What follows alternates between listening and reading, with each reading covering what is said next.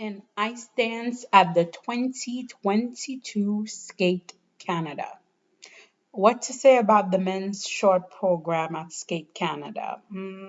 Well, Keegan Messing is expecting a second baby.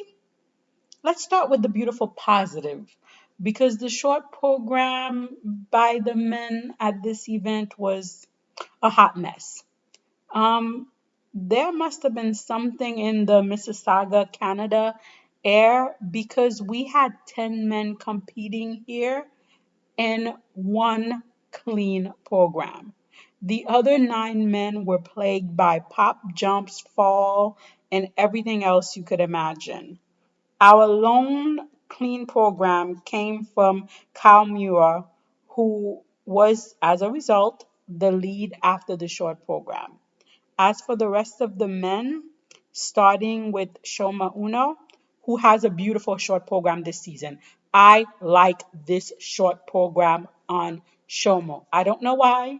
Gravity, stay away from me, which I think probably is not something a skater should be saying. I think as a skater, you want gravity to be close to you and be your friend. I get the irony of him running away from gravity as a skater who goes up in the air for 4 rotation and 3 rotation. But I don't know. I like this short program on Shoma.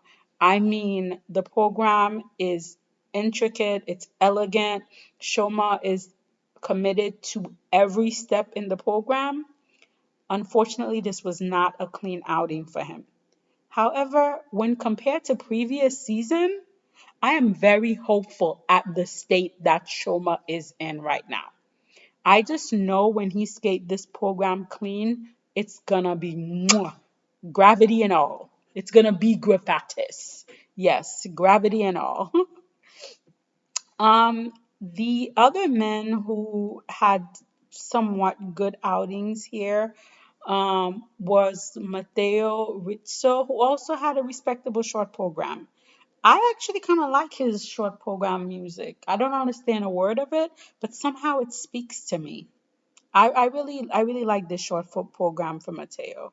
Then we have the rest of the men.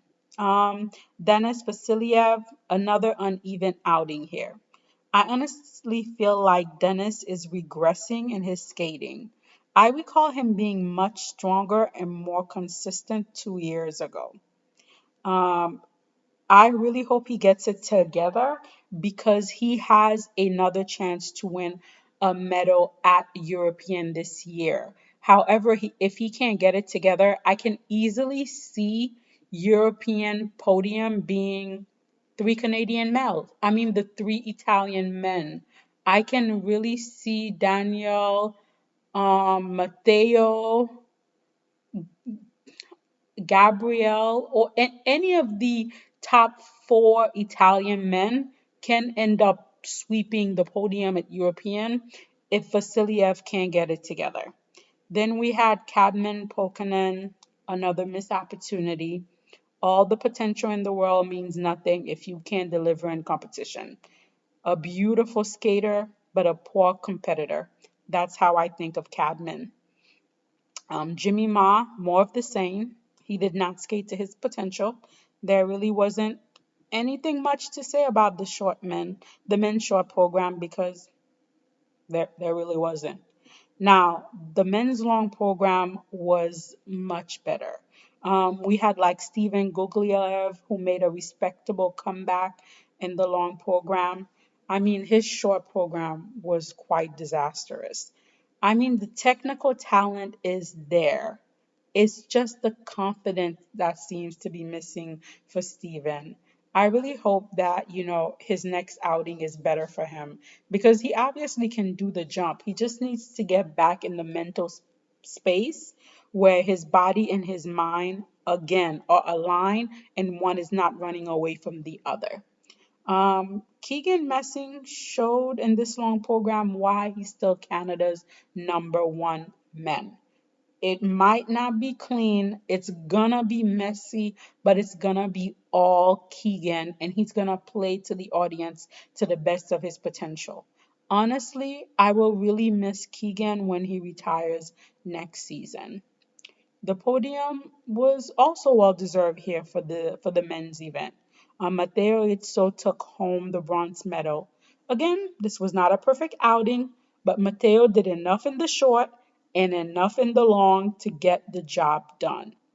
Honestly, I thought the judges would have gone with Keegan and somehow found a way to like put Matteo in fourth place, but Matteo barely managed to get that medal over Keegan. Kyle Mura, with a very scary fall, pulled it together to earn his second silver and a ticket to the Grand Prix final. Not bad for a Grand Prix replacement, I would say. This is what's called making the best of an opportunity when given. Now Kyle has the time before the final to go back, work on all the little details to try to bring his programs to their full potential for the Grand Prix final, Japanese National, and hopefully Worlds. The winner of Skate Canada is none other than Shoma Uno. Again, not a perfect outing, but Shoma has taken things to another level this season. And it seems like he has only gotten better.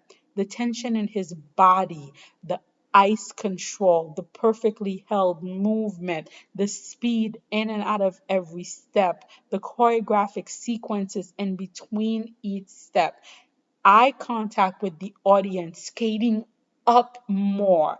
He's actually quite small, but because he takes up so much space with his skating, we always fail to notice that he is a huge skater, and we love that. I love that. I am a very big fan of Shomo, and I cannot wait to see him deliver this program cleanly because it will simply be beautiful. I did not enjoy the men's short program because it was just a lot of ups and downs. However, in the long program, I did catch glimpses of some skaters that if they could just deliver, if they could just put it together, the opportunity affordable to them is endless. But the key word here is for these skaters to put it together when it counts. Now we moved on to the ice dance. I actually thought ice dance at Skate America was more exciting than Skate Canada. Skate Canada, in terms of what was happening, left me a little underwhelmed. But I guess this makes sense since the lineup at Skate Canada was quite amazing. I didn't think we'd have such an early showdown between the Ice Academy of Montreal and the Michigan Ice Dance Academy. However, both Charlie and Kenneth Bellman White, as well as Marie-France Debris and Patrick Lazon, were on the board getting the good work done. Any coaching staff worth their salt in ice dance, it's at that board getting the good work done. Why? Because Maria Zueva was there at the Tennis 10 Memorial getting the good work done. Are you asking how? How? Did Kana and Daisuke go from a 69 to a 79? Well, that's because Maria Zueva decided to get back the extra 10 points that the judges at Skate America failed to give Daisuke. Did I not tell you guys last time that the left nipple, the right nipple, plus the abs was easily worth 10 points? Well, Maria Zueva agreed with me and she went and she got them that extra 10 point. And I was there for it. I was there for it. As for the ice dancing in Canada, I mostly agreed with the placement of the judges, even if I did not agree with the scores. Honestly speaking, some of the GOE given to Piper and Paul I was side eyeing quite hard. Now, starting with the skaters, we had Caroline Green and Michael Parson. They looked a lot more settled here. I still think their programs, especially the free, is a missed opportunity. However, at least they skated here with a little more conviction in their material. With their coaches by their side, I can really see them just being a little more confident. As for the podium, starting with my Lala couple, Marjorie Lajoie and Zachary Laga, they took home the bronze. I will say it now and continue to say it to the bitter end. Canada needs to get behind this team because they are the future world and Olympic medalists for Canada. Maybe it's because I just recently went to a wedding, but I'm really into that cha-cha slide rhythm dance. I personally like it. Slide to the left, slide to the right. Okay, I personally like it. That's just my preference. I would have had their rhythm dance in third place, even with Zachary making that mistake. I also really like their free dance. Yes, they may not be the most balletic pair out there. However, I love the fact that they are experimenting and growing. This is them taking their skate to the next level. And right now, in a post Olympic season, this is the time you do it. I want them to try balletic. I want them to try lyrical. I want them to try hip hop. So that way, by the time the Olympics come 4 years, in 4 years, they'll know exactly what fits them best and they can have two of the best programs for the Olympics. So I really enjoy seeing them try this genre. Silver went, of course, to Lila Fair and Lewis Gibson, who are armed with two fan favorite programs this season. Fair and Gibson seem to especially come alive in their free dance. The team is setting themselves up for a world medal this season. And given what the other teams are offering, I don't see why they shouldn't. And the winners were Piper Gillis and Paul Poirier. I love this team. However, again this season, I don't love their program. The rhythm dance is okay, but I was just expecting so much more. I felt like this was the time they could have gone a like all out. This was the no holds bar. I was thinking Adam's family, the mom and dad. I don't know. I was just seeing them just doing something really unique and amazing, and instead they weren't safe.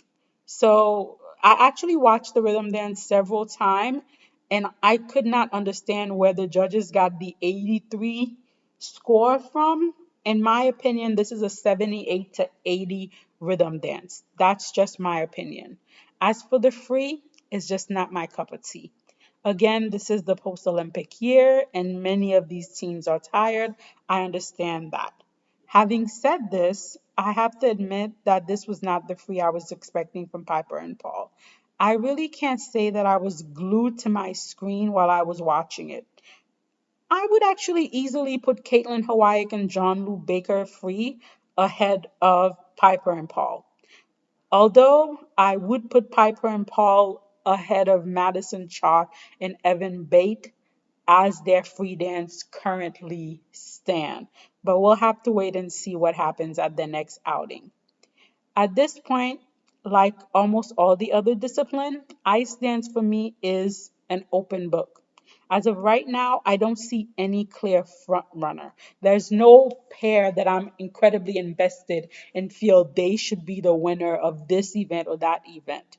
But this is just my take on the event. Let me know in the comment your thoughts on the men and the ice dance at the 2022 Skate Canada. Leave me a comment.